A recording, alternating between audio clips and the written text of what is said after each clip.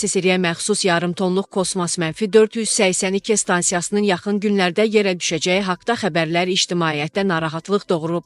İddia olunur ki, sözügedən kosmik gəmi Azərbaycana da düşə bilər. Qeyd olunur ki, aparat tamamilə quru üzərinə güman ki, Misir, Suriya, Türkiyə və Azərbaycan ərazisinə düşə bilər. Sovetin kosmik stansiyası Azərbaycana düşə bilərmi? Belə cisimləri havada vurub sıradan çıxarmaq və ya təhlükəsiz yerə yönləndirmək mümkündürmü?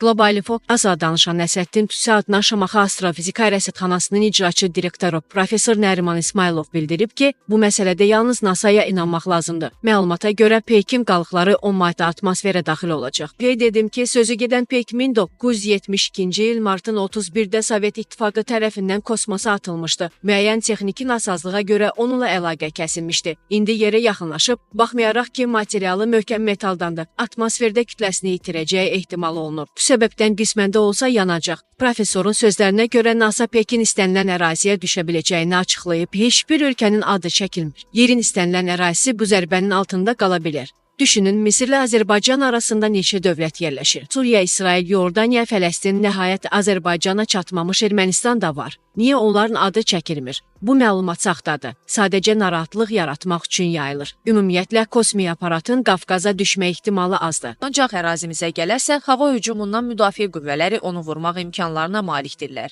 Əslində, böyük sürətlə atmosferə daxil olan cismi havada vurub sıradan çıxarmaq mümkündür. Yerə düşməsi isə böyük fəlakətlə nəticələnər